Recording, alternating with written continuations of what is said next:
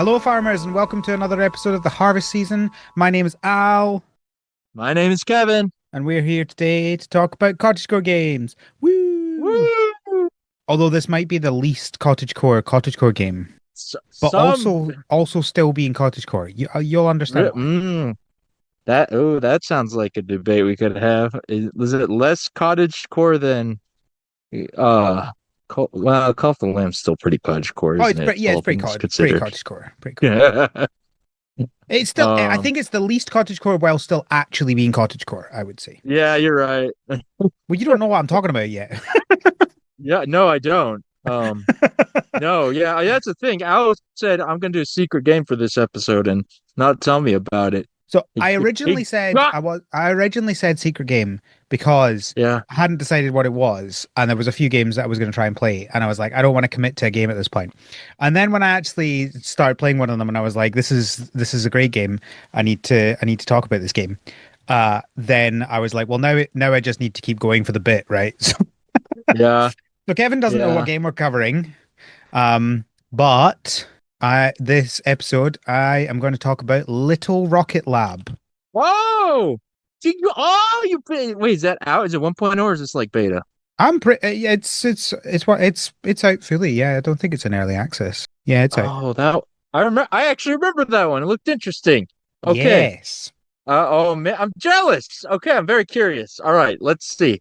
Oh, now I'm excited. Oh, I um, knew it. I knew it. yeah. Darn it! I was about to make the joke. He's playing a game I really wanted to play, and he actually did it. Well, there you go. There Uh, you go. And maybe I'll convince you to play it after this. We'll see. yeah. So I have That- been playing that this week. I've put quite a lot of time into it, and yeah, we'll talk about that later. Before that, we have some game news. But first of all, Kevin, what have you been up to? Working a lot mostly. Working. Yeah, good, not fun times. Anyways, but all jokes aside, well, actually, I mean that impacts me because then I don't have that much time for other stuff, right? So Yeah. obviously I'm sneaking in Utopia where I can. I built a seaside market on my cloud island. I get people on the Slack who have the code. You should go see. It's great. And I'm building caves. The little Sableye event, it's still ongoing. It's like another week or so. Um, I Oh yes, actually no, I've still not booted up that.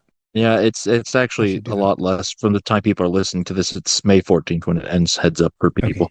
Um, uh, In anyways, fact, I is mean it's that the not same. Wednesday? No, it's Thursday. So if you're listening to No, this episode on release day, you have today. there you go. Um, it's a anyways, so I don't know what it is. Like it's the same thing as the Hop Up event, right? Just go get your resources and then buy stuff from Sableye and you can build things. I think it's just the flavor is a little more appealing to me. All the little items you can buy are like little explore stuff. There's a little backpack and a sleeping bag and a camping lantern. I don't know. It feels like a little more app. You can slide it into a few more places. The Hop It Biz stuff was cute, but it was like okay, all this fits together, and that's kind of it. It's like a little picnic set or whatever. Yeah. Um. Anyway, so this feels like it. You can throw it in a few more places. It's a little fun, just decoration wise. And Sableye is fun. I like Sableye. Um. Anyway, so yeah, I've just been doing the Pocopia. Actually, I'm also building what I call the Ditto house on my pallet town, like my own proper house for Ditto, and it's all purple colored. And oh, gosh, I've learned so much about interior design and I guess architectural design too. I look at real houses now for inspiration. Now it's bad. It's bad. Um. Fair Anyways, but enough. yeah, Pocopia. It is what it is. But so yeah, aside from that, I haven't gotten too much time in anything. But what I do want to talk about some other stuff though. I want to talk about I got a double dose this week of what I call anti-hype, like stuff that came out and I'm excited for, but also hurt me badly. Yes, do it. Um, Let's do this. let's start with the one that I know you saw. Let's talk about Star Fox. It's a Fantastic Mr. Star thing. Fox. Um, So your okay, current so version of this is that you're currently not hype about I this. don't know. I'm You don't. I'm Okay, warming up you're a little more. unsure. Right. Okay. Yeah. Okay, I'll say this. I'm probably gonna get it. Calvin at That is least is gonna get it. a whole different debate though, right? Like whether That you're going is to get it true. is not the same as whether or not you're hype about it, right? Yeah. Okay. So, all right, I guess for context, I'm actually not the like biggest Star Fox fan. I mean, I really enjoy it and I like it, but like I'm not, living and dying by it or whatever. Yeah. But I've played a couple of the games. I played Assault, I played some of the 64s and so on. I didn't even play Adventures, but anyways. But I like the series a lot, and it was exciting to say, oh, out of nowhere, like Shadow dropping a direct for Star Fox, which I do think was a great move. Um, and so obviously we all knew it was coming because the movie happened and Star Fox, and so he's getting a push. And I'm excited for that. Like I like the franchise. I want to see it live. Yeah. So seeing this announcement, very excited. And then the direct starts, and it is, I cannot believe it, another remake of 64, which itself was a remake, reboot, whatever. I'm not getting into the discussion of the OG, right? So at this point, we have what is it, 4 or 5 games that are basically iterations of each other, and 3 other games that aren't. So it's wild. I don't think of any other franchise that has been like this, where it's mostly just iterating on the same game over and over. Um, so like, yeah, the whole concept is very deflating.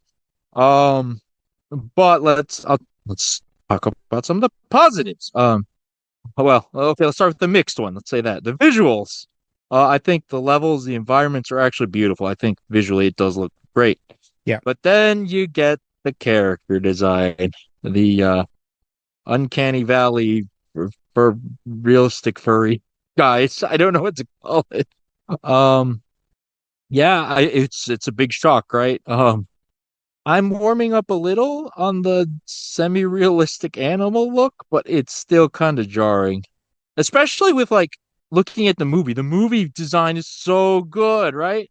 Mhm. Um, Yeah. and now we get this, Not and so not it's just the movie design, but also the weird little kind of anime thing they have, the little yeah, clip that is great as well.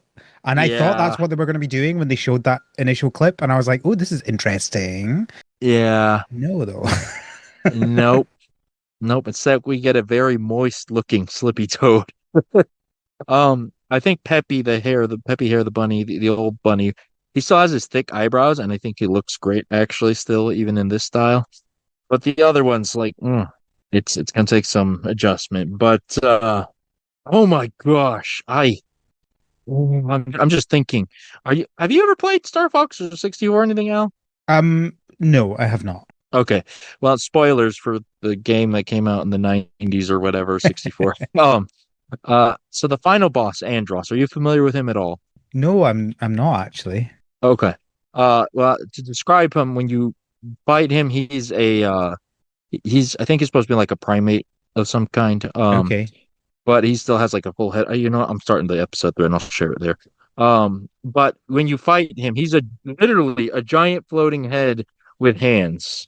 Um, uh, and so I that in this art style, what is that going to look like? That's crazy. And furthermore, you can actually unlock a second secret boss fight where he turns just into, or I think it's secret. I can't remember. It's been a while since I've done it, but because this 64 is all about the repetition and unlocking different routes.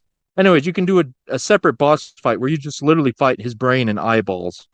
Oh. Um, and so thinking that in this, realistic art style, that's gonna be crazy looking. Uh, but anyways, overall though, like, I'm very torn on on it because again, the remake, I can't believe we're not getting a new one. It kills me. But this looks like probably the best version or best remake of the game. So, like they're adding the little challenges to it. They're adding, it looks like, I don't know if it's going to be a whole campaign or at least a level with the prologue with Fox's dad. They're doing stuff. So like I can't entirely hate it. Um it's just so depressing they did a remake again, but there's Yeah, so there's so still I guess the question is, right, so it's either going to be just another remake and then it's fine, but then they don't do anything again for ages. Um but the other option is they're doing a remake to like remind people that the games exist, right? And be Yeah, like, yeah, oh, you might like this, and here's a yeah, game that you already know, and then next year or whatever, there's a brand new game. That's a possibility. And I guess in at that point, that will you if they do then come out with another game, you'll look back on this game more positively than if they hadn't. yeah, yeah. You're right, and like yeah. I mean, clearly, I think that's what it is. They're testing the waters. There's already whispers that they're going to work on Star Fox movie. So Mm. I think getting the limelight in this movie is start of a big push, but this will probably affect the direction it goes. And I do want Mhm. Star Fox, so I will probably try to support it. Even with the all the qualms I have about it. Um, but I man, this are you familiar with the Capcom test? No. Uh, what's the Capcom test? It's basically back in the day, like it came out that Capcom basically would put out remasters or remakes. I think it's just really remasters of older fighting of especially fighting games of certain games. And they would use that to gauge interest in the series to determine if they make new ones or not. It's Oh, just okay, it's this scenario. So fair enough. this is just the Capcom test. But we'll see. I am happy Star Fox is being talked about because wow, the last one we got was well, actually no, we got one on the Wii U, but that one was also a remake and it's on the Wii U, so so double whammy there. Anyways, yeah, we'll see. I will say this, I applaud them for trying a different art style. I'm not the biggest fan of it, but it is different and it has us talking about it, so so be it. Yeah, that's not always a good thing, but Yeah. I do think the little VTuber video filters for the game chat that nobody uses is really funny though. It's encouraged me to use it. yeah. So when you're playing Pocopia, Alex, just start up chat and you'll see me talking like a very moist, slippy toe. Um. Anyway, so that's Star Fox. The yeah, I stay tuned. I'll probably talk about it in the future. Um. Anyways, in a similar vein. Zenless Zone Zero, the gotcha game. They're coming out with what they call season three, meaning year three soon. That's a big update where they introduce a new. It's one of the few games where like the update numbers actually mean something. Mhm. Every time they have a point, whatever, it's a new character, a new story arc. It's crazy. It's actually sensible version naming. Anyways, 3.0 is a big update. Then we get a whole new location, a whole new story arc starts. And they did a little season trailer for it. And it's so weird because the setting is cool. It's going to be in a sky island with like the steampunk European looking city called Bros Califer. And it's got lots of the Bang Boo Bunny robot people. It looks a lot of fun. The setting is cool. The story setup's interesting. What isn't interesting, and it's very weird, um, the characters, because obviously that's, have more than half of what they're showing off. The characters we're gonna pull for. And it's very lukewarm reception. Um, the problem is MiHoYo, being across all these different games, Genshin and Honkai, they have a tendency to default to some archetypes or very similar design philosophies in their characters throughout their different games. And at first, Zenless was not like that at all. We had robots, we had animal people. Like it was very different and kind of weird, but in a very cool way. But now they're kind of just going back to generic Chinese anime look, the gotcha character design, for lack of a better word. Mm. And that's so disheartening because that was such a big appeal for so many people. Like the first set of characters were so weird and different, and everyone was excited for them. Even now, um, there's a character named Billy. He's a robot.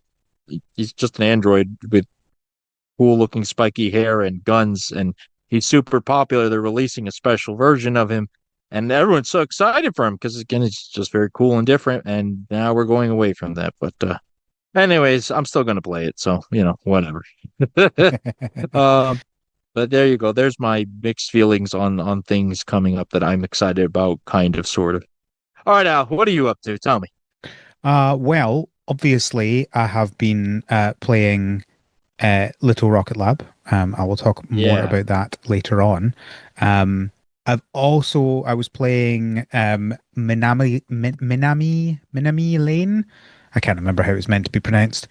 So this is the like small town builder type thing. It's not like a city builder or anything. It's very much on the small scale. It's you've got like your street basically. Oh Um, yeah, yeah, yeah, yeah. I remember now. Yeah. it's fine. So I think I I'm not a huge fan of it, but I think Mm. that's partly a me thing, right? It's very clearly a management style game, and I should have known that going in, right? Like, it's uh I I think the thing about it is I feel so basically how it works is you've got like your street and you like buy a shop or you buy a house to like add people to the street, and then the people on the street, they'll go to your shops and they'll buy things, and you have to like balance how much stuff you're going to put into like the ramen and how much you're going to charge, therefore how much profit you're going to make, um and stuff like that. And it's it feels like a spreadsheet kind of game, but in a having a really hard time trying to figure out how to explain what I don't like, other than just like it's a management game. I don't like management games, which is not quite true, Sure. right? What? I Let me ask you. Let me try to maybe help you,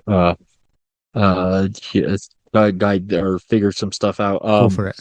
Where I look at the screenshots, it feels like Garden Galaxy. Because how should I put this? Other management games like Roller Coaster Tycoon, Let's Build the Zoo, like it's about expansion, right? You get big and you get all the different exhibits and you Yeah, grow and grow and right and it's resources and you're expanding. Is this about that or is it like more like Garden Galaxy, which kind of is, I mean, it's not really management, but it's, just yeah. decorating a nice little piece of land. Um, Are definitely expanding.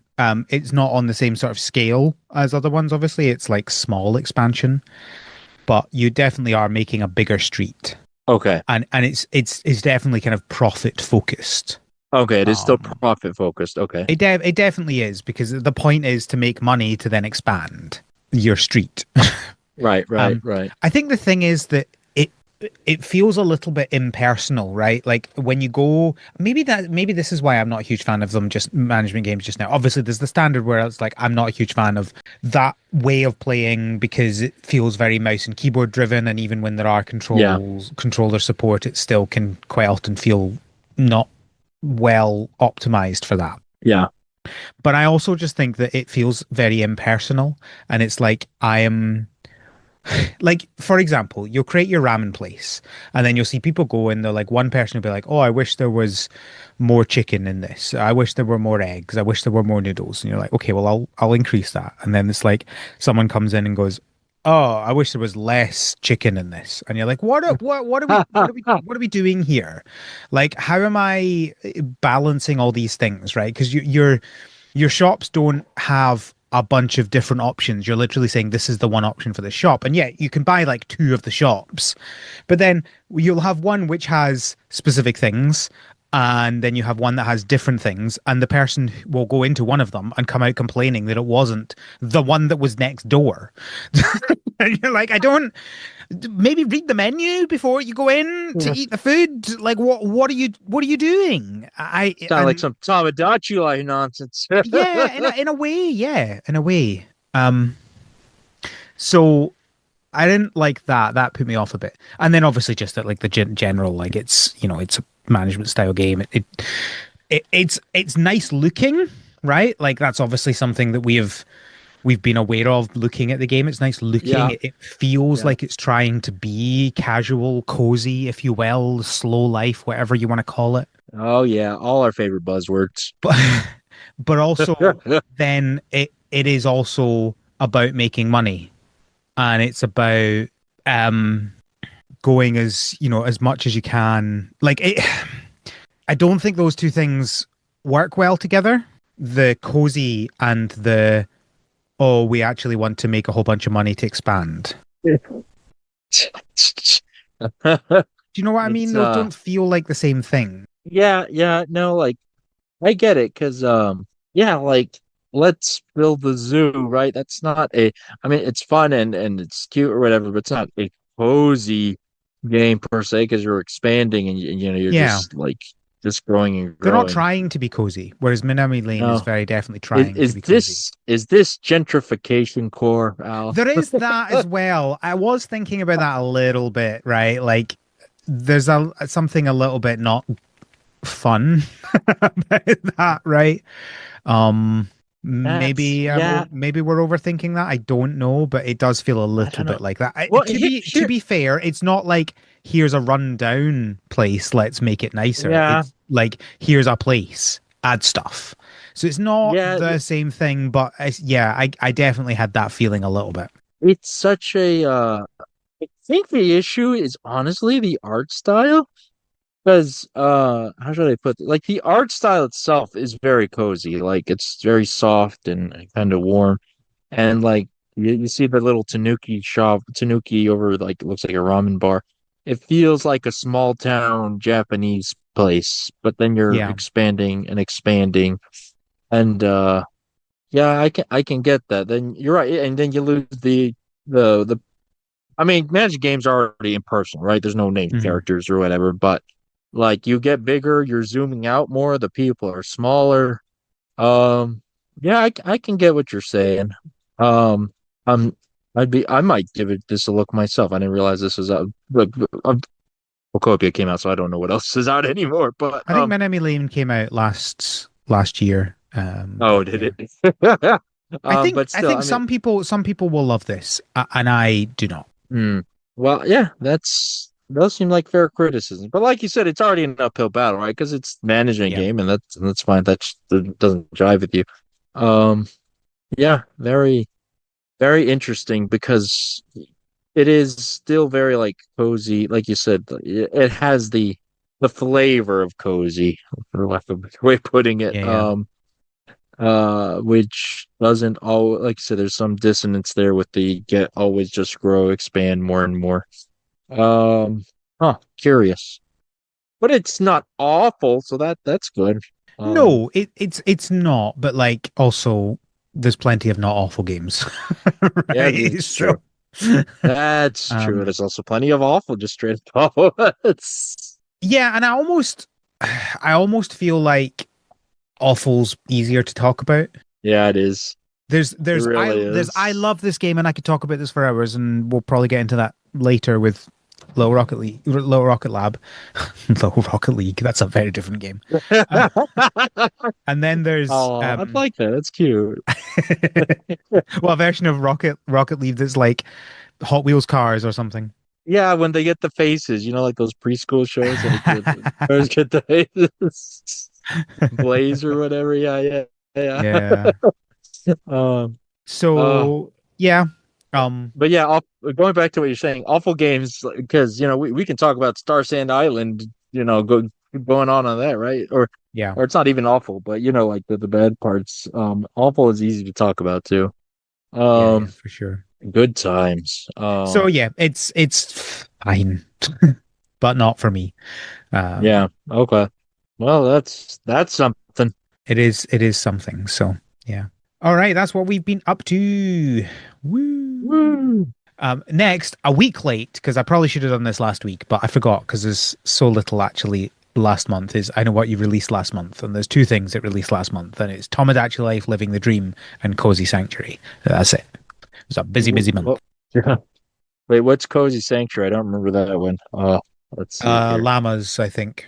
Oh, long. Okay, okay. Yeah, the alpaca game. Yeah, Cozy okay. Sanctuary was it was Rusty like. Yeah, yeah, yeah. Okay, yeah. So you got your Okay, animals living at the bottom of your screen. okay. It looks fun, but as discussed before, I struggle to run the Rusty's likes because, work machine and all that. Yeah, yeah. I mean, yeah, and I talk about it too. I'm not. multitasking is not my alley. Anyways, but that's fine. Good for them. They came out. All right. Let's talk about some news. So first up in the positive mobile game world, we have Fantasy Life That I. exists? Well, yeah, yeah. Fantasy Life I have announced that they are coming to mobile. It is the exact same game that's currently available for PC and consoles. It is available for a single payment. They've not announced the price, I don't think, but it's presumably will Oh just be my like goodness. the same The cost as the normal game. There's no Wow. mobile fun around like, They're releasing on a micro buy to micro play purchases and platform. all that stuff. I know, The crazy. rare buy to play games. So yeah, Uh, and it comes with cross save. So if you've already been playing it and you want to play it on something else, then you can do that. okay. So, okay, I haven't played Fantasy Life. I need to. I heard good things. I enjoyed Fantasy Life a lot, but all joking aside, this is actually awesome. I mean, the fact that, the one-time purchase, I mean, I wouldn't have expected otherwise, but you can always do You worse, never I know. guess. You But never know. you never know.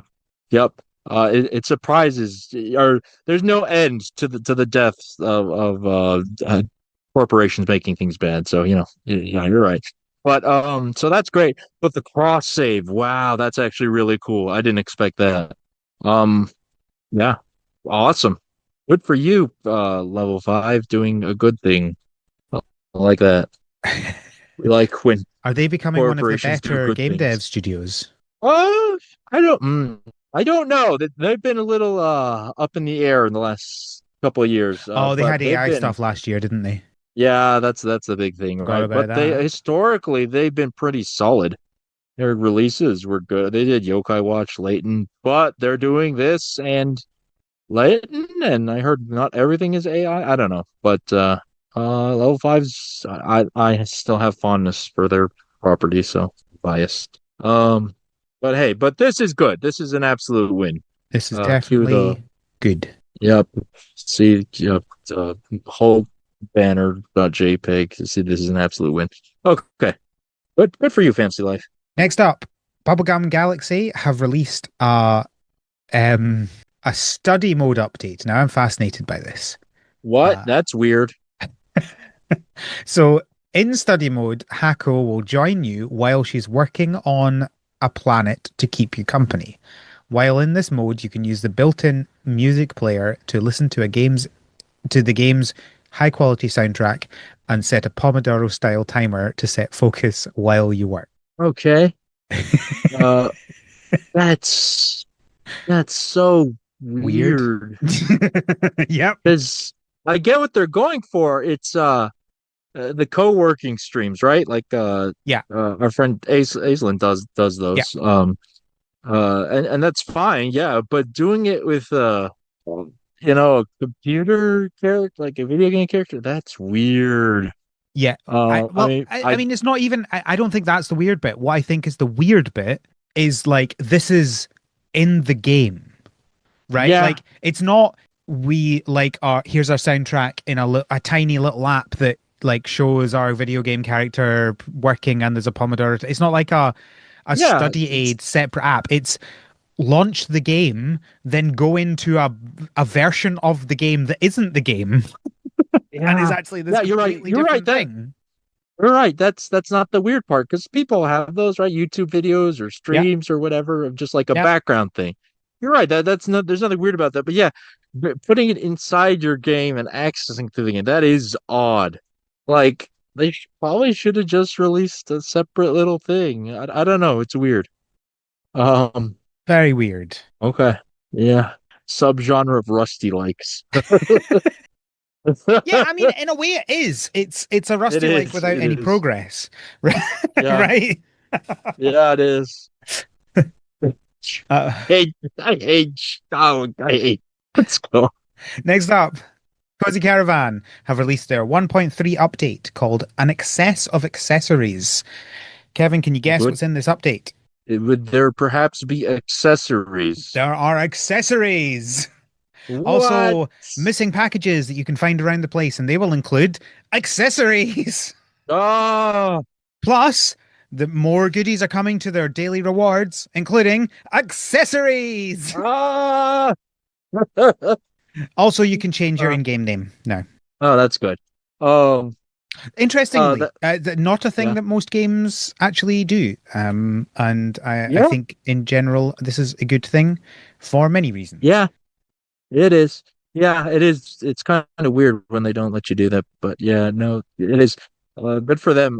The accessories, you know what? They're like, yeah, they're cute for your weird little animal characters. Yeah, no, that's fun. That's a fun way of framing this. Excess of accessories. That's good. Good for you, Cozy Caravan. That's cute. Next up, Out and About have released their invasives and sustainable harvesting update. So they now Oh, have that's invasive cool. species in the game of plants. They say, Oh, as you know, invasive species are endangering biodiversity. So, of course, we should include the concept and teach about it.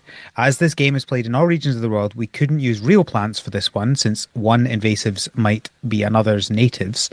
But visually, we make it look like Japanese knotweed, since that's invasive in the US and Europe. So, yeah. that's cool. Um, That's yeah. that's very cool. What about I mean, yeah, that's a big thing, right? Like, well, I don't know if you have any notorious invasives up there in Scotland, but Yeah, Japanese knotweed. I ours, That's the big one because it's like as soon as you see that, like there's oh boy, you're gonna have fun with trying to get it out of the ground. It sticks around a lot. yeah, ours is also Asian. Kudzu is the one down here in the south. Mm, We literally like the south is covered by kudzu right now. mm. Um, so yeah, that's a real problem. Very cool for them to make it a mechanic or talk about it. Yeah. Yeah, that's a fun one actually. Wait, what about the sustainable part? Because they say invasives and sustainable, right? What's this about? Let's see here. They Oh changed. yes, so they've said that there's going to be penalties for over harvesting things. Before this patch, plants Oh, and patches respawned after each time slot, meaning you had an endless supply of plants without negative consequences for over harvesting. Now we have introduced plant slash patch saving and a respawn cycle. When you harvest a plant and move to the next time slot, the plant will become unavailable again until the next market. Instead of going to the same old patches, you now get encouraged to try new ones. If you overharvest a plant, take more than 60% of it, you now get a penalty. The penalty consists of 10 to 25 curiosity points per plant part that you overharvest. Both of these new features are meant to mirror sustainable harvesting behaviors. This way, we gently remind you that nature is not an all you can eat buffet. We should always be mindful when harvesting and take only what we need. you know what? This is awesome, actually. I would like to see this in other games, like encourage you to rotate crops and stuff like that.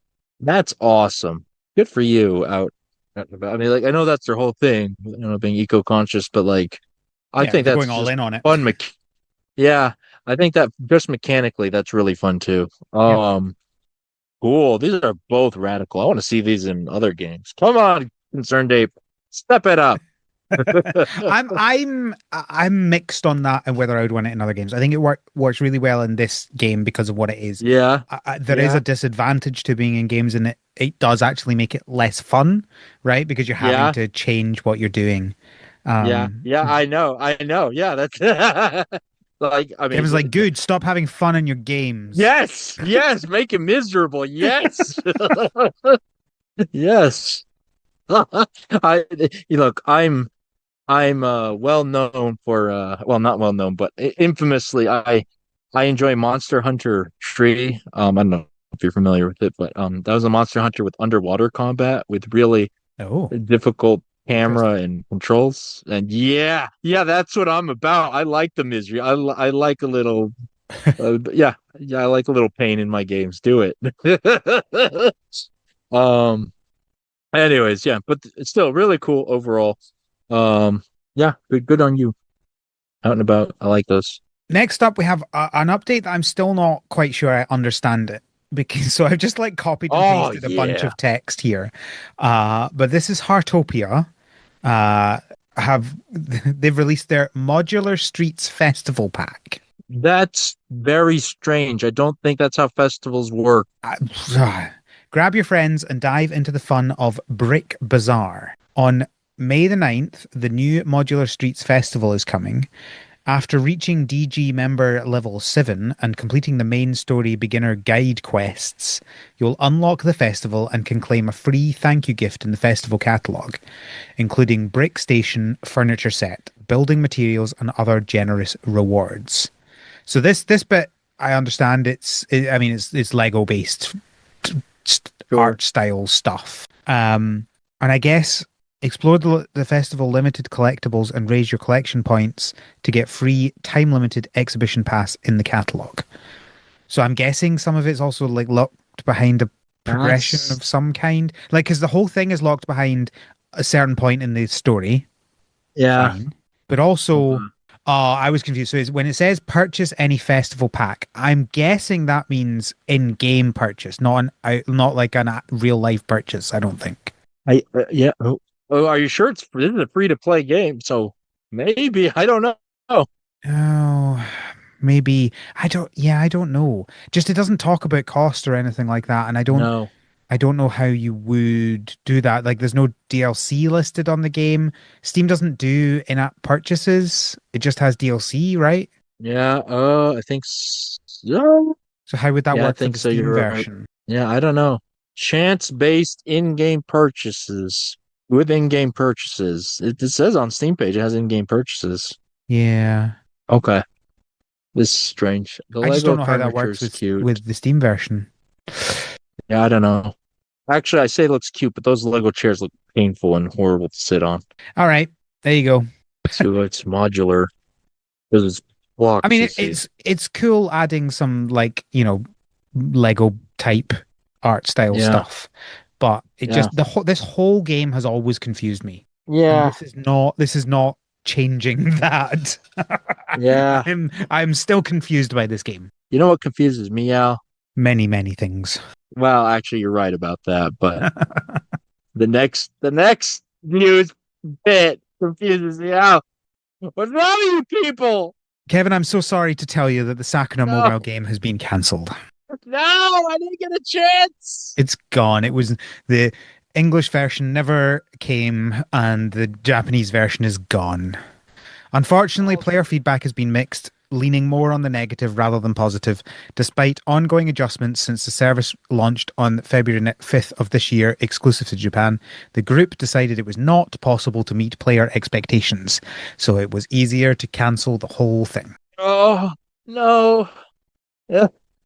Okay, first of all, this game came out February 5th of this year, if I Yep, read three that months. correctly. That's bad. It's That's bad, but it's really not the bad. worst.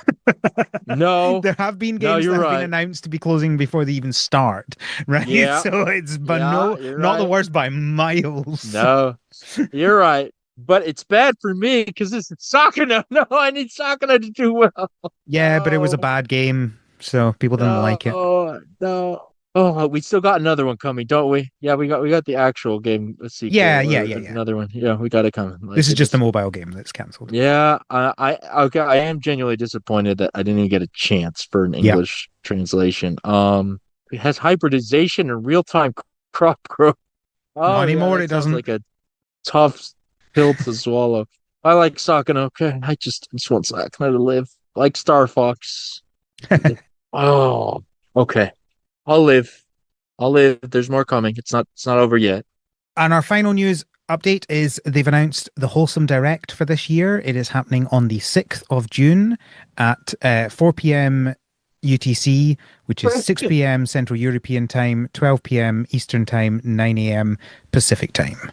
So if you're in another time zone, I'm sure you can figure it out. Yeah, it's coming. Are you I'm amazed that this continues to be a thing. What, the Wholesome Uh Direct or yeah, Summer Game Fest? the wholesome the wholesome direct. Summer Game Fest, I get it, like in general, but just wholesome direct specifically. Because it's not, a specific company, it's hmm a genre. There's Like, quite is there any other there's a few like that. There's a really? few like that, yeah. I guess fighting games have Evo, but it's tied to an event.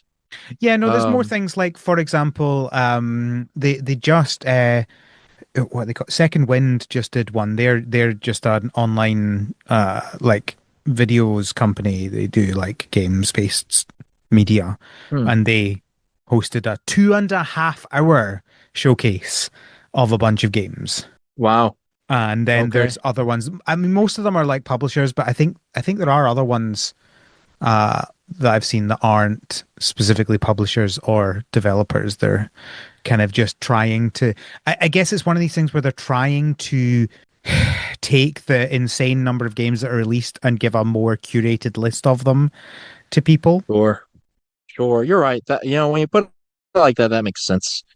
Um, Like realistically, what's the difference between this and Nintendo's Nindies showcase? That's not their games. you're yeah, you're right. That's a good point. They're not That's a even good point. publishing Yeah. all of them. You know? Yeah. Yeah, but I mean, it's still going to be on their system, right? Like, there's still a Sure, financial sure, sure, incentive. sure. I guess that's the part that blows me away, right? Like, if it's tied to a certain corporation or an event, like, you'd see the logic, but like, there's So here's a no question: what's the wholesome difference between that corporation. and this podcast? Well, we do it because we're insane, and that's Exactly. there you go. That's the thing. You're insane, That's but they only insane need to do people. it twice a year. Yeah, okay. Okay. Touche. They should just hand us the keys to the Wholesome Direct. I could make a good one. Oh dear. No, I prefer to be in the situation where we get to mock it instead. These are not exclusive, Al. I'm a streamer of cozy games, and here I'm going to tell you about another cozy game. See, they should let me on. It's just like, oh, I don't know about this one, guys. Looks a little rough. Oh, That's our job. yeah. All right, that's the Mm, news. mm, Woo. mm. All right, we're going to talk about, well, I'm going to talk about Little Rocket Lab, and then presumably Kevin will ask me some questions about it. And I'm definitely not playing Yeah. it right now. So, quick intro to it before I get into details.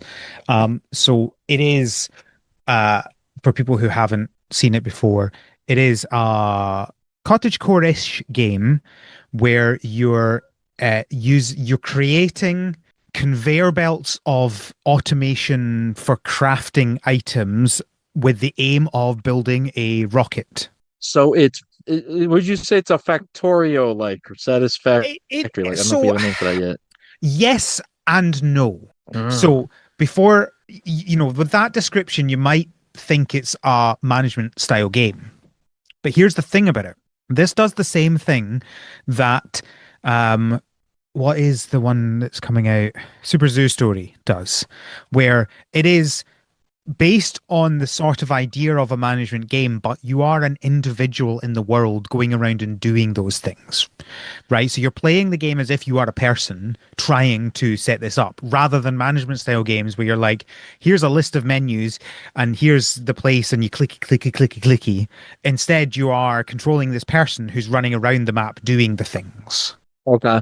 Okay. And Sure. Okay. So that, yeah, I get it. That's a and fundamental that difference. to me makes a massive difference in how much I enjoy this game, I think. Sure. Not least because it means the controls work so much nicer on a controller, right? Because it's Yeah. not.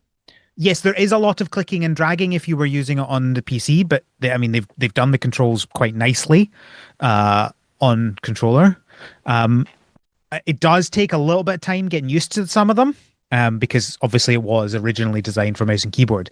But honestly, like it is, I think, the best controller support I've ever played in a game where you are like putting items on a grid. It works Okay. incredibly well for that, because so many games are just like they just basically it's your analog sticks are controlling a mouse, and Yeah. that's Yeah. not good. That's terrible. Whereas Yeah. this is Yeah. very It's much it's weak. it has support for everything. It does everything. Like your map, you can remap all the controls and everything, and it works really nicely. And I think part of it is because you are this person running around the world. So you're not always just like looking through menus and click and drag. You are running around interacting with things in the way that you would in a standard cottagecore game. Yeah. Yeah. Okay. I get you. That makes yeah. You know what? You're right. Like it's not just flavor. Like my mind just jumps to flavor, but you're right. Mechanically, that makes a lot more sense. And I also like as much as I like management games, I'm also prefer controllers, so that's good. Yeah, Yeah. no, I get it. This has actually made me really more excited for Super Zoo Story because I think if it can do the same sort of things that this one has for zoo management style games, I think it's going to be great. Better be. It's on my leave.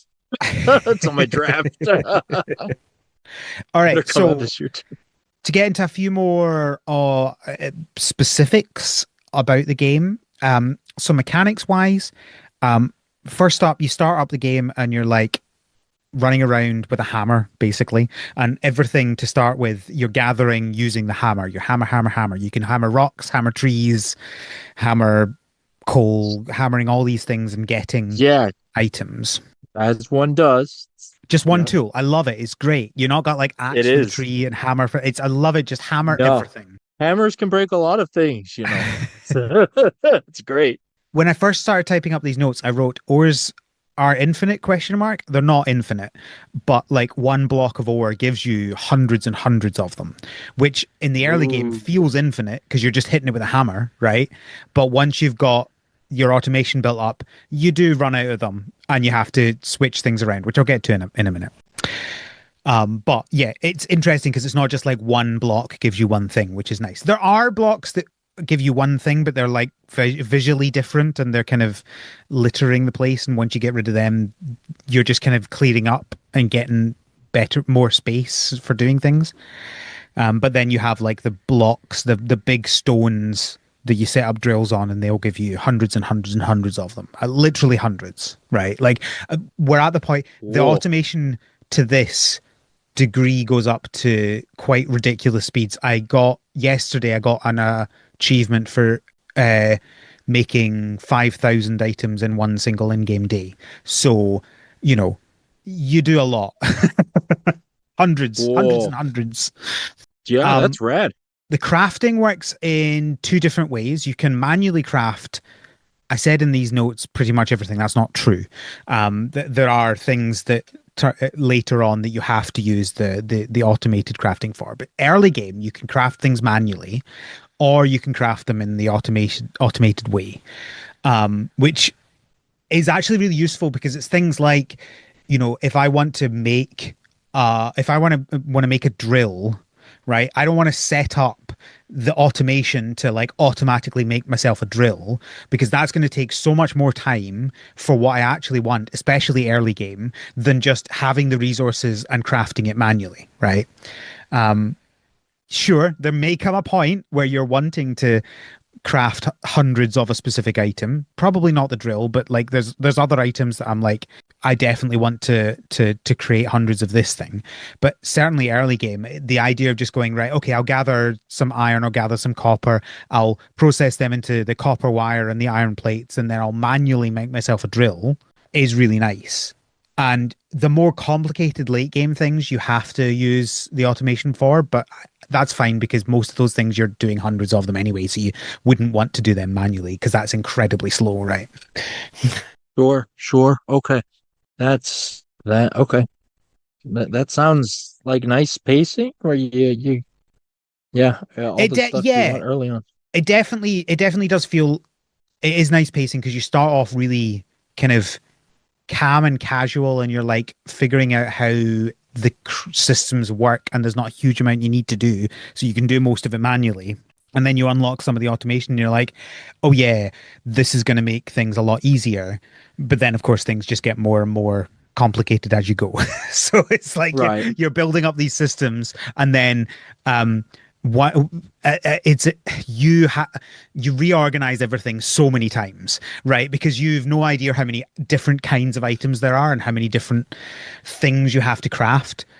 Yeah. What I will say is that I really like this does a really good job of not having too many like automated different things, right? So for Oh, example, like if you think about with Stardew, you've got your furnace for ores, you've got your mayo machine, you've got your cheese machine, you've yeah. got like every single thing that you can do. If you're Is it not Star manually Sand crafting it, it's a that did it really bad? different. Yeah, yeah, exactly. Like every single thing is a different item to do different things. there are different items, but there's not tons of them and they all make sense. And the really nice thing is most things you just use an assembler. So you've got an assembler. Well, you've actually got two assemblers. I'm sure there'll be a third one at some point, but currently I've just got two. Assembler level 1 and assembler level 2. And basically it's like if you can craft it from one item, then it works in the assembler level 1. If you can craft it from two items, then you use the assembler level 2. And then because of that, you like there are so many different things that you can make from just that one building, right? You don't have, there are other ones, as I say, you have the furnace for ores, you have, what else is there? Uh, I think there's like chemical related stuff that I'm just getting up, and there's like a recycler, but most of them make sense for what they do, right? Like you wouldn't use an assembler for recycling something. You'd need a disassembler. They're the opposite, right? So it makes sense to have those as two Sure. different buildings. Each of the buildings that they have makes sense to me as, oh, I see why these aren't exactly the same thing. But like if I'm making lampposts or I'm making drills or I'm making computer chips or I'm making copper wire or steel beams, they all go through assemblers. Every single one of those goes through assemblers. You have to put it through the furnace. Your ore goes through the furnace, but then after that, like everything's just going through an assembler until you've assembled it all into the final product. Now it might have to go through six different assemblers because you need to combine it with that and then combine it with that and then combine it with that to make this final thing. But it makes sense because you're building something, right? Like you're taking Yeah. a core thing. The furnace makes sense because it's like you're turning it into a different thing. And then the assembler is I'm now going to add things to it and I'm going to change what it is all the way up to its final item. Yeah. Okay.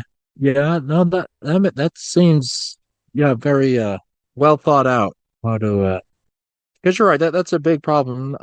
Star Sand was probably the Mhm. worst example, but It was pretty a bad, lot yeah. of these a lot of these crafting games, like even Minecraft, over the years, they've added a lot of workstations and Yeah. stuff like that. Some of it late game, And that's the but thing yeah, it that can be that's what made dizzy. Minecraft great was the fact that it was like here's the crafting table. You make everything on the crafting table, and then it Yeah. got more complicated. Yeah, and I'm not necessarily saying that's automatically a bad thing, but I prefer the simplicity of like everything is being made in this one thing. It's like here's a thing that makes a thing, and all you're doing is you're giving it a blueprint to say this is how you make the thing. It's like the magic robot thing, right? Yeah.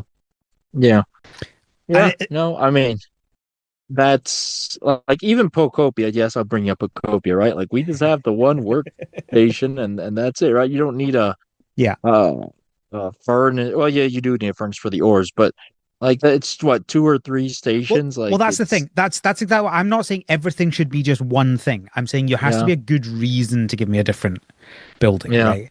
And I yeah, think none of these have been like, oh, I don't get why this thing exists, right? I understand why we have a drill. The drill is for getting ore. I understand why we have the furnace, right? Because you're heating things up. I understand yeah. why we have the assembler because you're putting things together. Um, and then there's a bunch of other things like so one of the things I've said is that every time I think, oh, I wish I had this way of doing something, you know, a couple of in-game days later, I've unlocked that blueprint for something.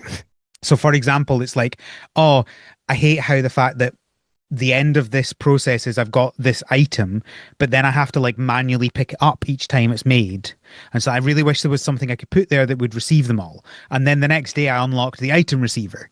So you put that down at the end of a conveyor belt and it gathers up the things up to a certain point and then you can just go and get them all. Oh, So you can leave it processing things and go do something else while it's doing that, come back and oh, get your 3,000 items. I think it's about 3,000 that each thing oh can my hold. goodness!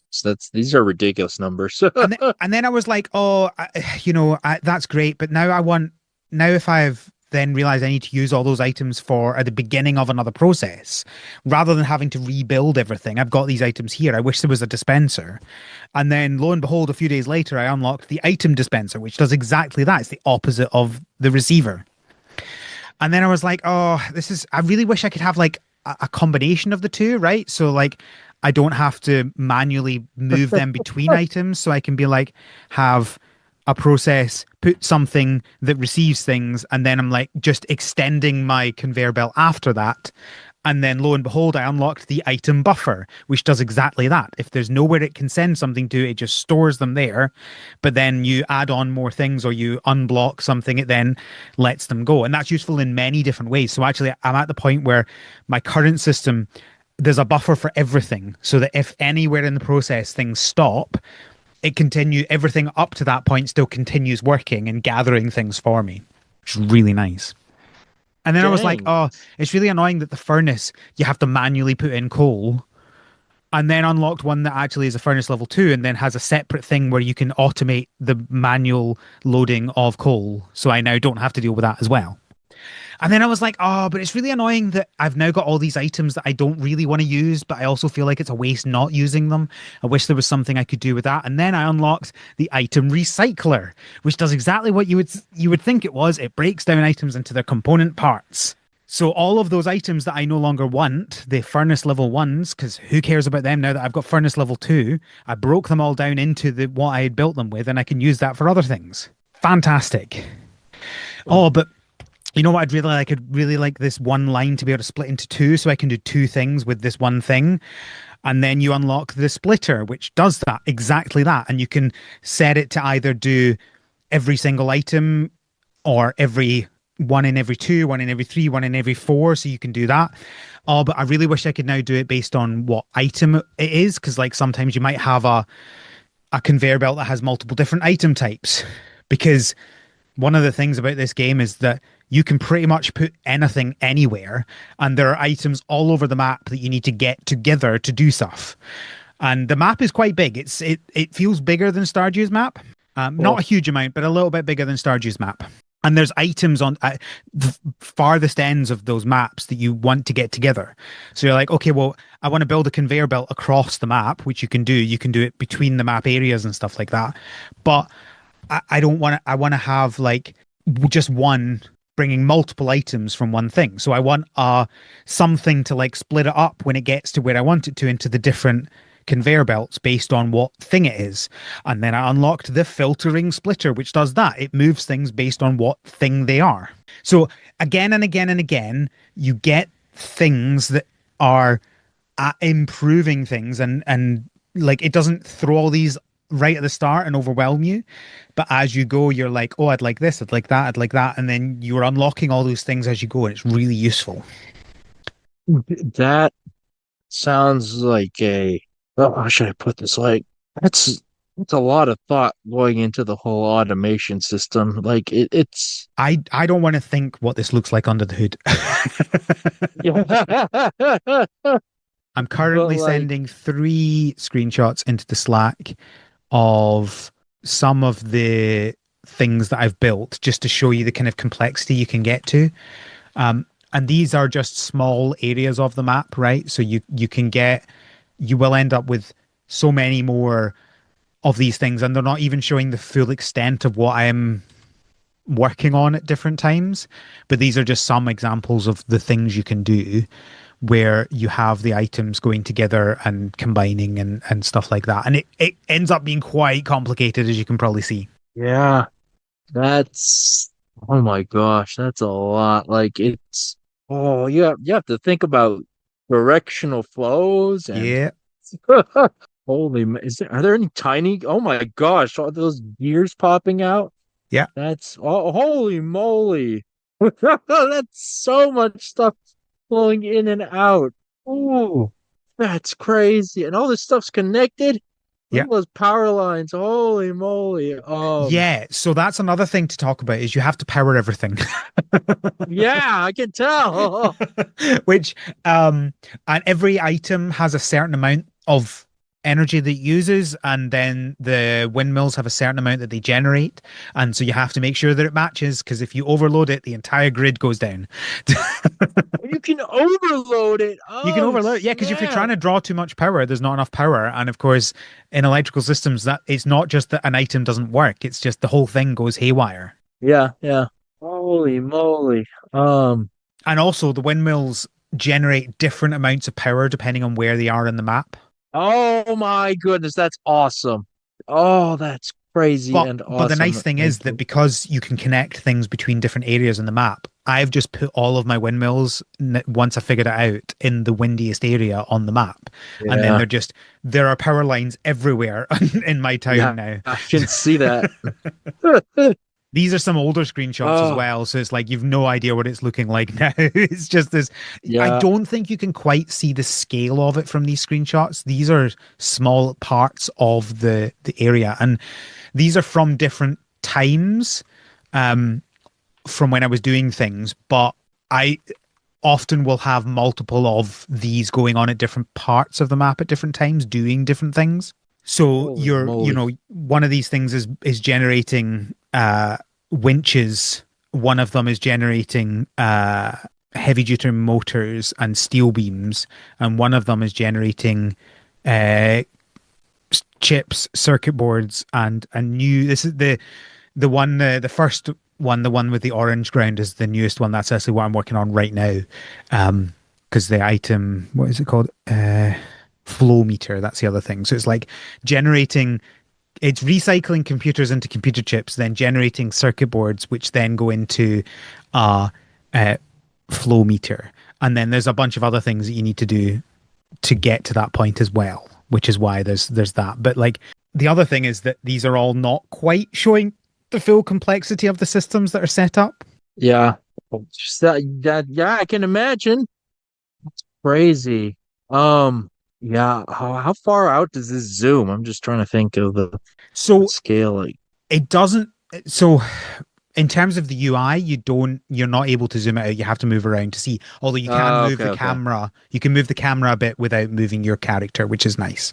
Just if you want to peek a okay. little bit without moving. But I do wish that is one thing. I do wish I could zoom out a little bit to get a better view of things. But most of the time, you're not like an individual area. You're not going to want a much bigger view of things than this, Okay. because your systems, there's not going to be enough room in most areas to be much bigger than this. And if there are, you got to treat the different sections like their own little thing, right? So, like, you've got the area that's doing the mining and smelting, and then you've got the area that's turning into the simple components, and then you've got the area that's turning it into the more complex components.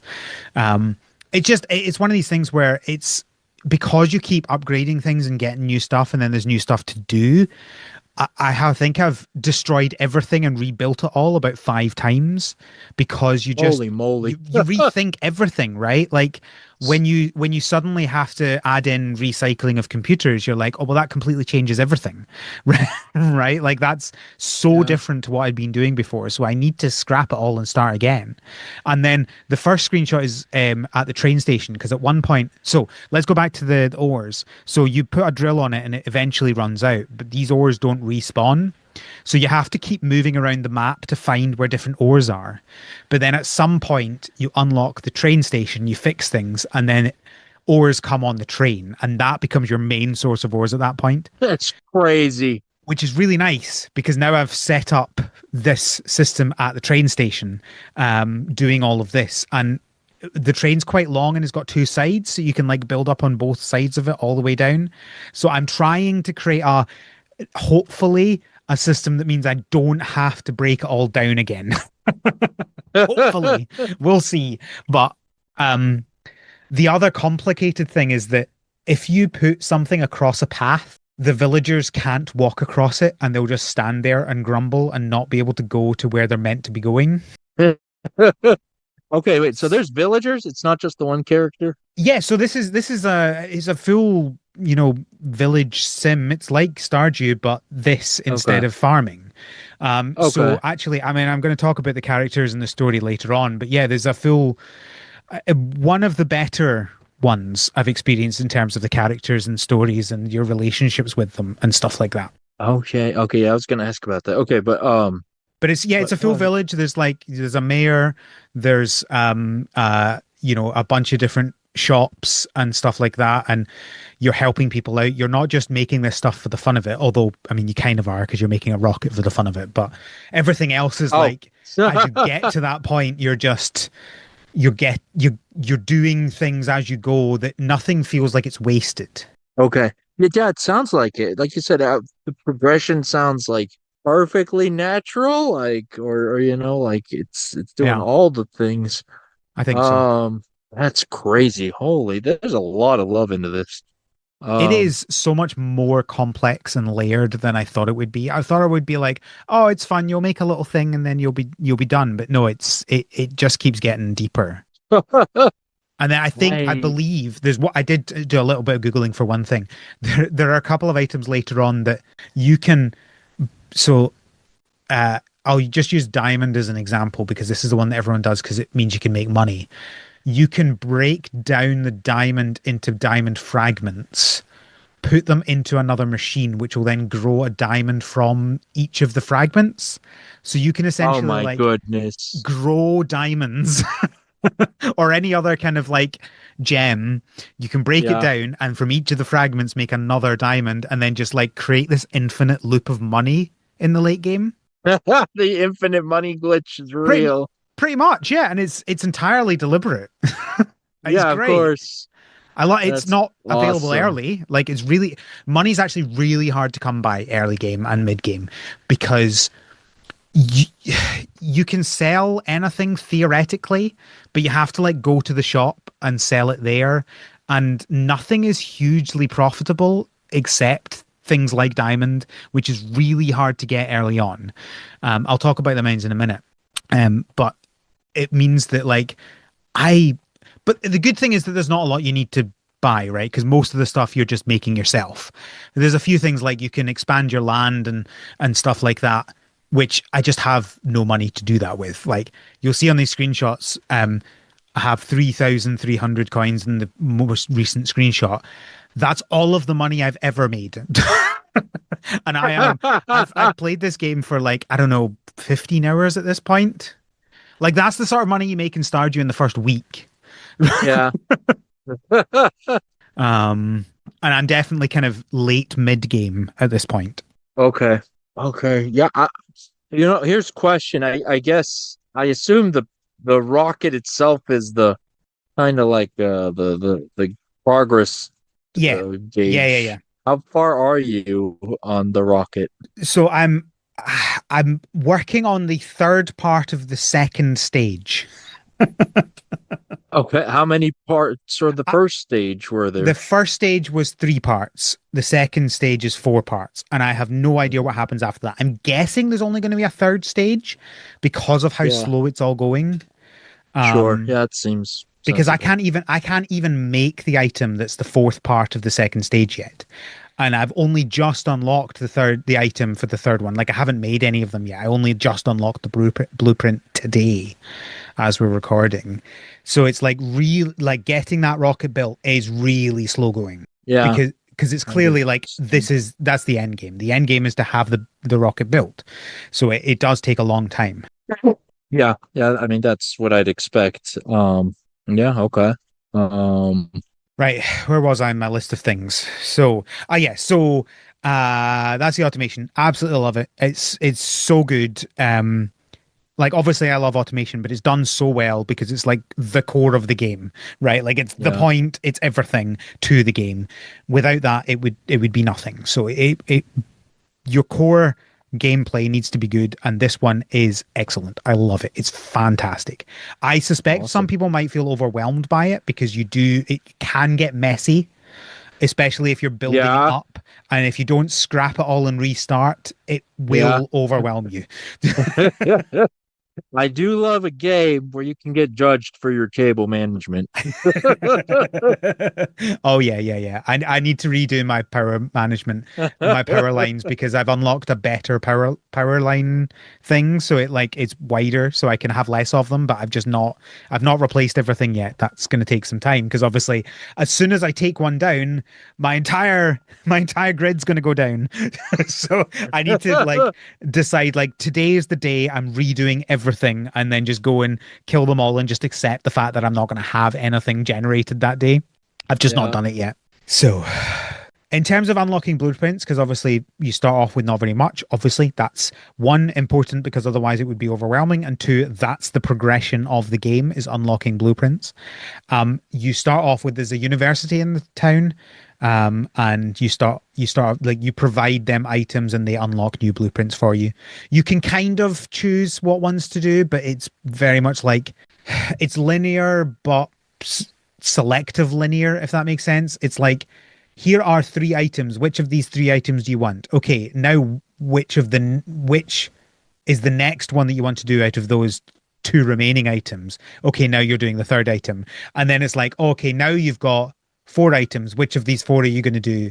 Okay, which of these three are you going to, so you have to unlock everything as you go, but you have a little bit of choice in that. You're like, oh, I'll focus on that item just now because I've already got something that's doing that. But then once you've done that, you have to do the next one before you get anything else to unlock. Right. Right. Interestingly, once you finish at the university, there's then an observatory that does more unlocks.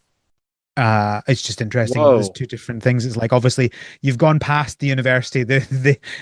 You've unlocked everything they can do. The observatory is now like a higher level of knowledge to unlock things. Uh, I don't know what the deal is with that, but they they see things in space. yeah, That's how it none of it's works. space related. That's the thing. they they You have to learn fix from the the observatory space first, civilizations. which makes sense in what you're creating to unlock it. But like after that, it's just like currently I'm unlocking chemical related stuff, and I'm like, that's nothing to do with an observatory. What are you doing? They, they see the space chemicals, the aliens. Yes, I don't know. So um, that's yeah. there's also a mine, which is interesting. Because I didn't get to the mine till like 10 hours in the game. I didn't realize it was there until then. There are some items you can only get in the mine, like the gems that I was talking about, and also Yeah. a thing that you make glass from. But there's also just a whole bunch Nice. of other like copper and iron nodes in there that you can use. The interesting thing about it is, so there are monsters in the mine, but as far as I can tell, if you light up the mine with lights, they don't spawn anymore. So you can like go through and clear out the mine essentially and then not have any monsters in there anymore. I That's might be wrong. I fascinating. might be missing something, but I'm definitely seeing fewer and fewer monsters as I expand my light through the mine. That's actually really cool. It would be nice if, like Stardew or whatever, they kind of had that, right? Like or at least one area you could carve out where, okay, I don't want to deal with monsters, I just want to farm resources. Uh Yeah. that's nice. That is weird. It's late game. That's always like, an I, early I think you I think I don't I think that's just that I found it late game. I think you could have found it quite early if I noticed it. okay. I just didn't notice it until I was like, oh, where do I get this thing? I've never seen this thing. And I was like, in the mine. I'm like, where's the mine?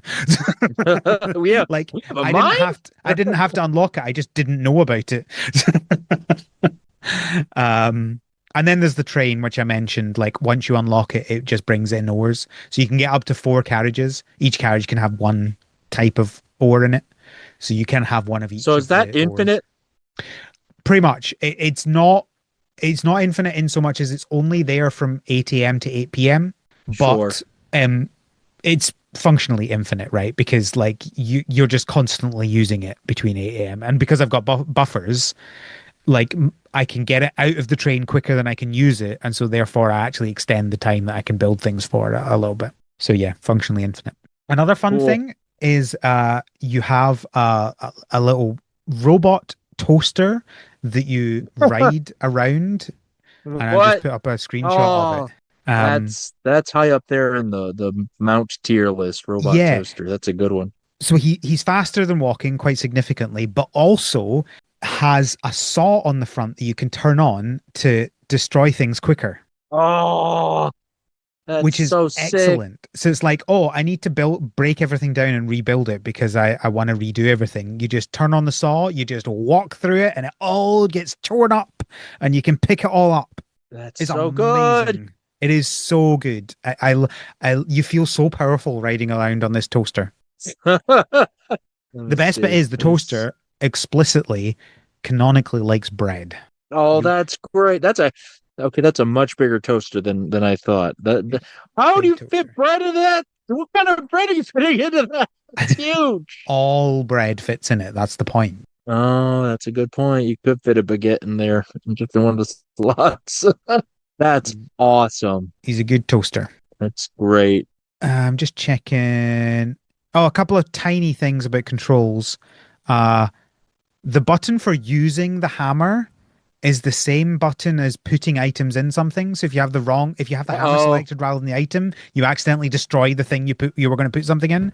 That's just a little annoying thing. Like the hammer is an item, but I feel like it shouldn't be an item that you have because you use it so much. I think it should be just like a separate button that you use rather than an item you have to be in your bag at all times. yeah, no, I think that's fair. I can see how that'd be annoying. Anytime you have inventory and action you use frequently, Yeah, that's always a little aggravating. exactly. There's no so the sorting in the bag and in your chests is really good. There's a couple of things you can do. You can lock items to specific slots, and the auto sort then sorts everything else, right? So early game, I always needed to have coal in my bag because I had the original furnaces that you have to manually put coal into. So I locked coal to a specific slot, and I locked the conveyor belts to a specific slot. And then you press sort and everything else gets sorted, but those items always stay in the same place, which I love. It's Yeah. fantastic because that's one of the things that like Stardew and stuff really annoys me because it's like I use the automatic sorting in chests, but not in your bag because I'm like, I Yeah. want my tools in a specific In order that, and it's not going yeah, to do that for me. we are in 2026. We should have the dedicated tool inventory row. But it's not even just Like that. It's just, you just know, there's items as well that I want in specific areas. And this is fantastic way to okay, do sure. this, where you can say this item always in this slot, please. That's true. Also, Yeah, you know what? You're right. That is smarter. Just lock it. Yeah. it's great. I think this should be in every game from now on. It's fantastic. I love it. Also, I lost what I was saying. Oh yeah, Inventory. if you're using, so say I'm using conveyor belts and I'm putting them down, and then my specific stack that I have runs out. If I have another stack in my bag, it will move that stack from where it was to the place where I was using, so that if I put an item down and I only have one, and then I go to put another one down, it works. I don't know if I'm explaining this well or not. Wait. Yeah, I Say know say you're, say I'm putting down conveyor belts, right? And I have three conveyor yeah. belts in my slot on my bag that I'm using. And I go put one down, put one down, put one down. In most games, you would then your slot that you have selected in your bag will be empty. And you would have to open your bag, move another stack of conveyor belts to that specific slot, or you'd have to like move the your selected to a different block, right? Right. Instead, what this does is it just moves an existing stack automatically to where you were selected. So if I have three conveyor belts, I can put one down, put one down, put one down. It will then automatically grab another stack, put it back where I was doing, so I can just keep going. I don't have to do anything. So I put one down, put one down, put one down, put one down. It works. These people love automating and convenience. Their Uh, thought into the quality of life of this game is fantastic. yeah, I could tell. I Like need just to know who their everything. UX person is because they are so good at this. Yeah. Having said Like that, I'm there is just. no controller button for sorting. You have to manually Oh move to the no. button and press it. There's the automatic buttons for taking things out of chests, for putting things into chests, but not for sorting. Let me, and you Oh can't map it. There's no, no. I've looked through the mapping settings. It's not an option there. It's not just that there's not a default one. There's no option for it at all. It's the only thing I've found in the game. The only thing in the entire game I've found that I cannot map a button That's press to is sorting your bag or the chest. And it is frustrating.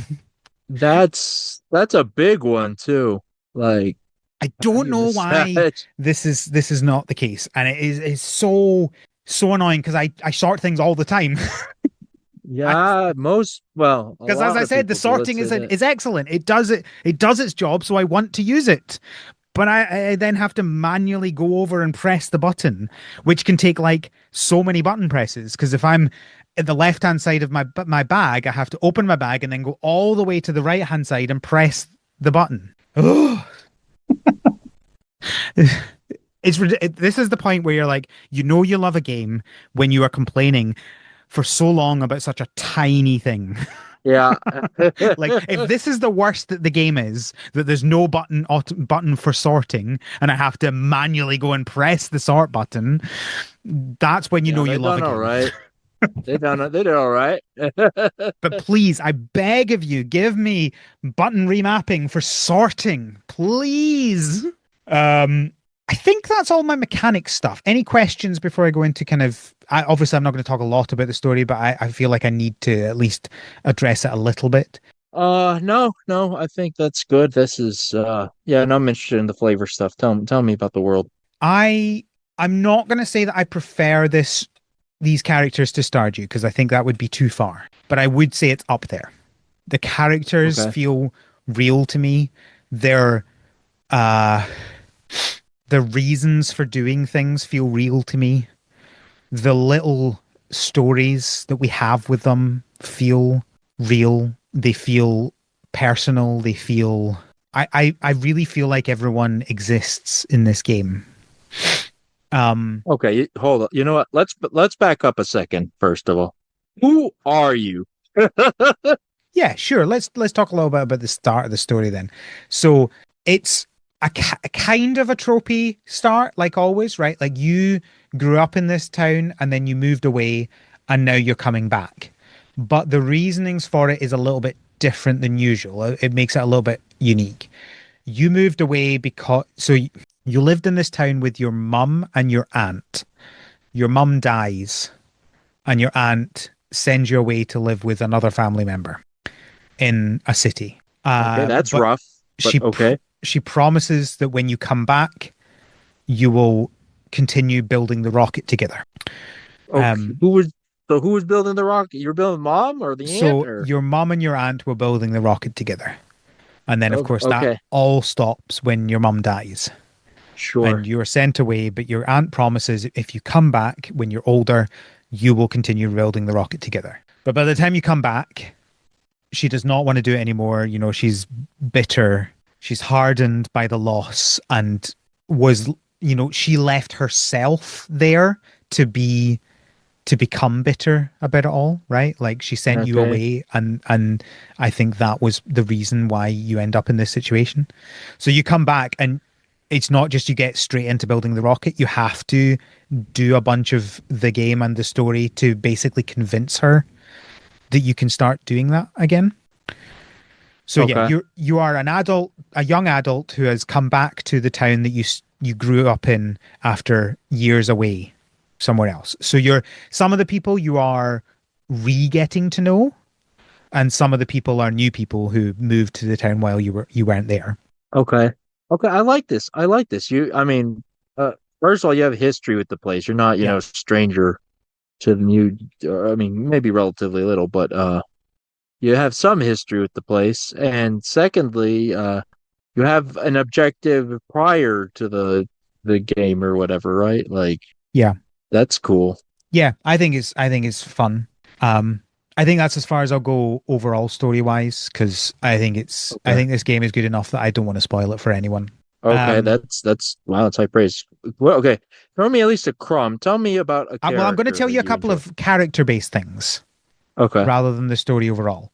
So one of the sure. things I'm going to send you a screenshot of something that the mayor says while you're doing something, which I just think is Okay. fantastic. He will he you so for the context for this screenshot, you have fixed the lighthouse that was broken, which you need to get certain items, and you you're standing there having like rebuilt this lighthouse and talking to other people and the mayor comes over and he says to you, I really need to keep better tabs on what people are up to around here because we managed to rebuild the lighthouse without noticing. Oh, Which I just well, think is fantastic. doesn't notice all the conveyors dropping Yeah. all your Yeah, steel exactly. beams there. So there's funny to it and then there's sad to it. um Sure. so there's I'll give you one small character based story. There's a character who is mean to you. Standard, right? We all have the mean Right. characters. and you are obviously trying to be nice and trying to help that person. So you're like, tell me what I can do. And you notice that they have a radio that seems to be broken. And so you're like, oh, we'll fix the radio for you. And so eventually, once you've done it, when I say radio, it's like a ham radio, um, Yeah. not like a commercial radio. And it turns out that this person's dad had moved away and has told her that when he's on his way back, he will radio her. And so she's like, my radio's broken. I haven't heard anything from him. Can you fix it? And you build an antenna in the back. And she's like, that's really nice. You didn't have to do that. And then a little time passes and you go back and you say, have you heard anything? And she says, no, I think maybe the antenna's broken. And you go out and you look at it and you're like, it seems like it's not broken. And Uh-oh. then you're like, but I can maybe do some things. And she looks at you and she says, it's not the antenna, is it? And you just have that lovely moment. They don't even need to explain it fully. And Yeah. then she apologizes for being mean, and she's like, when you went away and you came back and you've spent time, your aunt has got you back, and it's reminded me of my dad. And then uh, the conversation ends with you saying, I'm glad I have my aunt, but we're still pretty broken. And you finish the Whoa. conversation with you both Whoa. accepting that both of you are broken. Yo, But you are now friends. You're just broken friends together. okay. Yeah. That's, that's solid. That's good. I didn't expect that level of Yeah, right. uh, depth and emotion from the freak automation game. Yeah. Um, wow. Gosh darn it, Al, I'm getting this game. Holy moly. Um, I And mean, then there's when I one other thing to add to this, which is that after significant story points, they give you these little um postcards of yeah, the moment. So I've just sent you yeah, the one from that character moment there, with yeah, the player character on the right and the other character on the left. It's just a really nice. yeah. And then the card flips over, and your player character is like written a little sentence. I'm not going to Oh, spoil any more, but it's just like you gather this collection of postcard photos oh, that's so as you good. progress through the story, and it's such a really nice to like go through and Yeah. remember, because they're in an album, and you can open one and flip it over, and the one I won't tell you about the other ones, but this card on the back says, just scribbled down the bottom, we still have each other. Oh my, oh my, okay. Oh my goodness. I can already get enough context, I think, from that. But holy moly, what's the character's name? The player character's name. Yeah. Or is it just your name? I Whatever you can, want. Is it no, blank? I can't.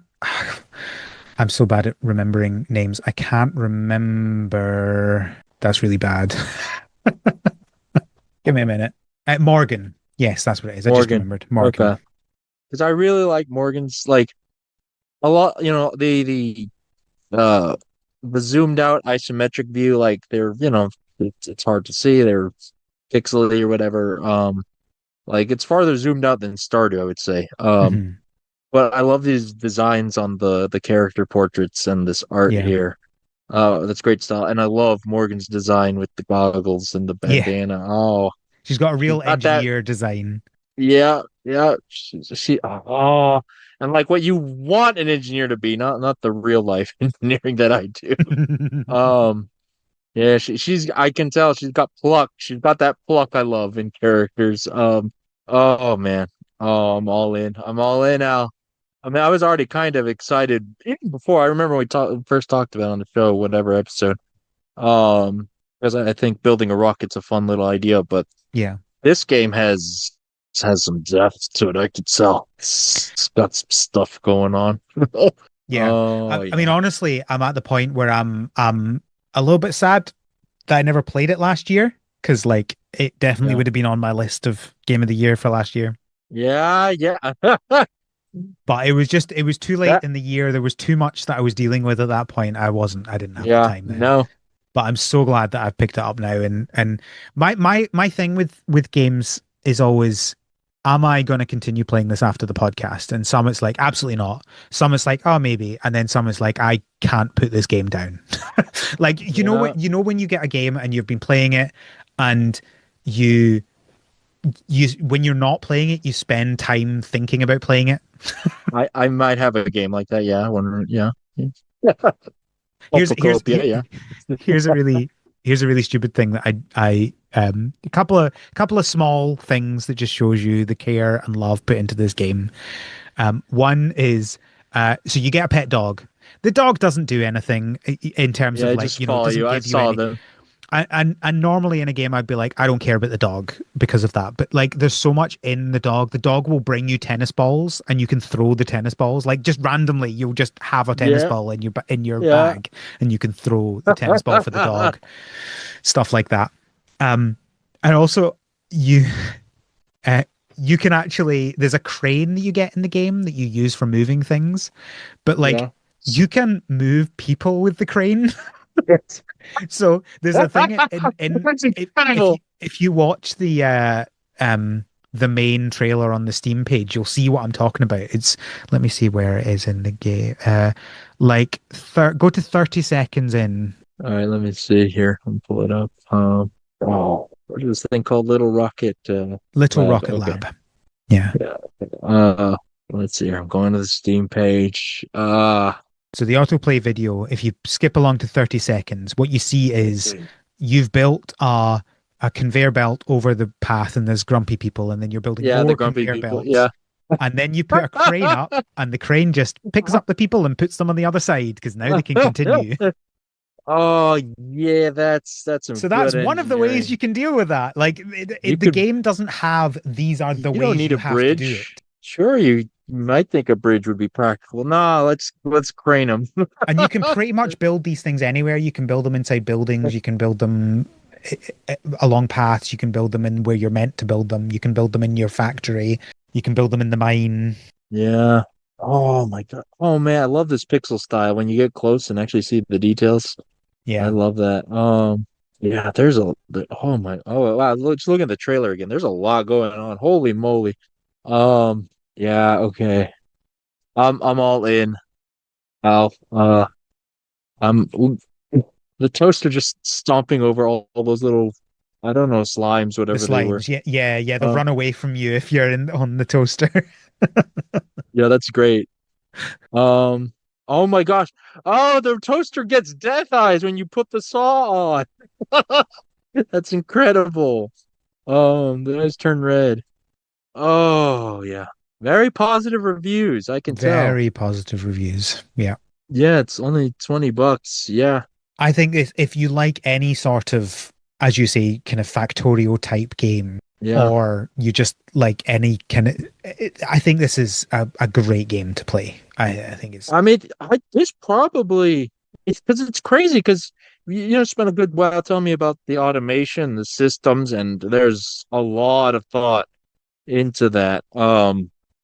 Like giving Factorio and Satisfactory a run for their money, to be honest, just from the pacing and whatnot. But then you see the flavor, which those other games don't have. yeah, Like those other games are just more hyperbolically like just glorified cookie clickers, right? Just yeah, get make number go big. But yeah. here you got a story, you got characters, actual emotional depth. It sounds like holy moly, this is really impressive. And it's all for $20 USD. That's Yeah. crazy. Yeah, Oh, as I oh, said, I don't think I'm going to go quite as far as saying that this is the characters and story is as good as Stardew, but I think it's certainly the best since Stardew. sure. Um, yeah, no, yeah, all right, I'm all in. I'll play this at some point, possibly soon. I have time. Time is the thing right now. Like I want to start a game and not have time to play it. Uh, this looks like a game I want to sit down and just go ham on it. This is awesome.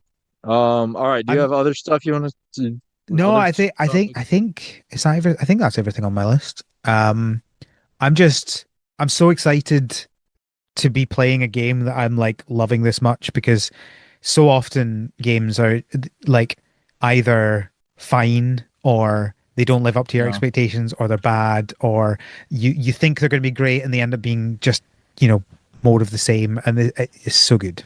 Yeah, yeah, yeah. I mean, yeah, that's the plight of the content creator, I guess. Where we pick up games and hope for the best, and sometimes it's the best of them there.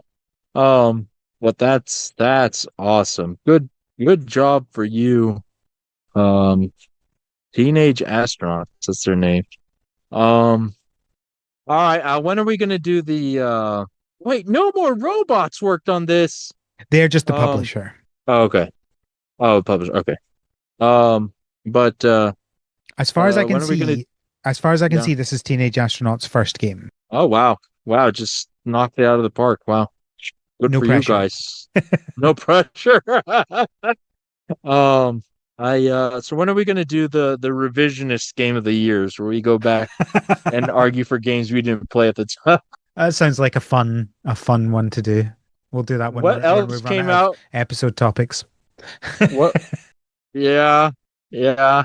Wait, hold on. What year did Wildfire or well, I mean we could talk about I that, mean, we but kind of just did that for I 2022. mean, we did that for Spiritfarer. We just gave it the game of the year for the year after because we hadn't played it that year. Did we do that? I don't remember that. Yeah, What I'm was pretty certain 2022's? we did that That's amazing. Oh, because I mean, it was like maybe the third one or something like that. So nobody told me I could have fought for wildflowers. Anyways, Little Rocket Lab, going back to the actual topic.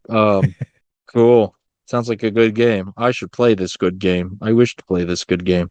I think you should. Yeah, It's great. I think should too. It has many things that I like. Cool. All right, go check it out, people. It's affordable. It's a good game. Is it only Steam right now? No, I think it's on Switch as well. Oh yeah, now we're talking. It's on, Okay. yeah, it's on everything. It's on Xbox. Oh, it's not on PlayStation. It's on Xbox, Switch, and obviously PC. It's also on Game Pass, which is how I got it because I was like, oh, this is on Game Pass. Cool, I'll try it. It Ah, looks like it's cheaper on Switch. cool. I'm I'll seeing check that 12 out then.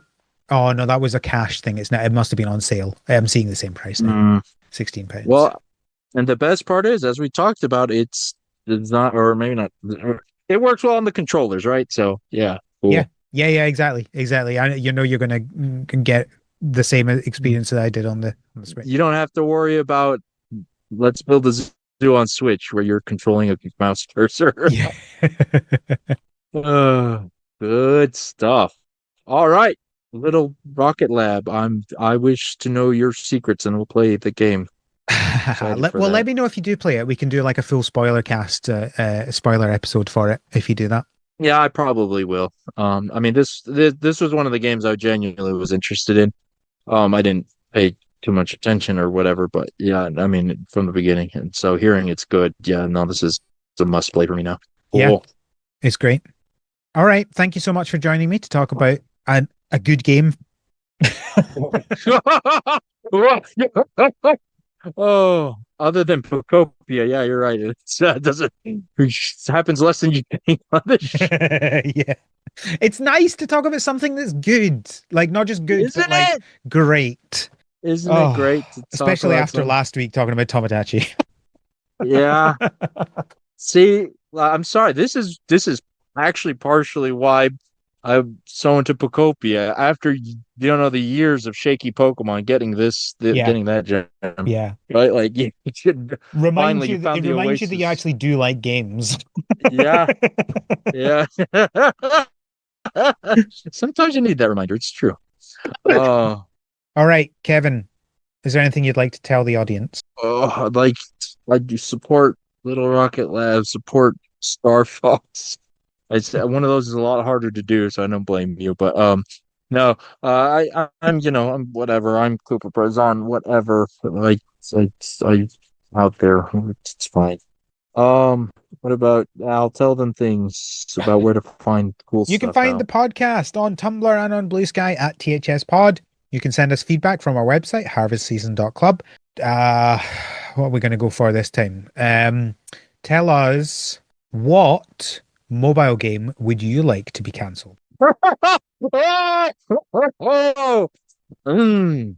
Also on our website, Yeah. you can find links to everything to do with the podcast, including our Patreon, patreon.com/GSGSpod. We just today, as we're recording, just released an episode where me and Kevin talked about Batman and Superman, the animated series. Yeah, That it's a should have just short gone one. live like 2 hours ago. I didn't actually check that it did, but it should have done. Yeah. Um, uh, you also get access to the Slack where we post sneak peeks and we talk about stuff. I wish I can't I don't have or very rarely let's say this no no you know let's try this again. It's very fun to go into those episode threads and obviously not having the context because I mean this time you see okay lots of screenshots I was posting but just sometimes you see random things and just like Yeah. it's fun to think about what's coming up and what on earth is going on. Which is not what you should Uh, do. You should go and watch them as you're listening and you can see what we're talking about, especially this time with all the screenshots that I posted. that's true. Yeah, this time you shouldn't. I think the screenshots I'll probably put in the show notes as well, because that feels a bit fundamental to the to the episode if you Yeah, want it. yeah. They should be in the show notes. All right. I think that's everything. Thank you again for joining me, Kevin. Thank you all for having me on.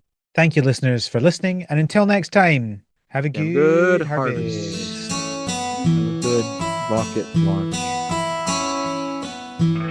The Harvest Season is created by Al McKinley, with support from our patrons, including our pro farmers, Kevin, Stuart, and Elisa.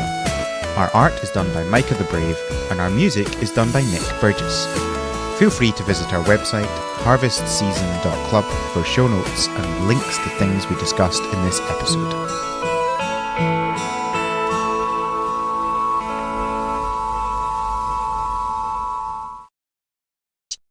I bet Morgan said, I bet she didn't put co-pilot in her rocket. Oh. I'll let you know. Oh no! They're still not safe. Is anywhere Uh, safe?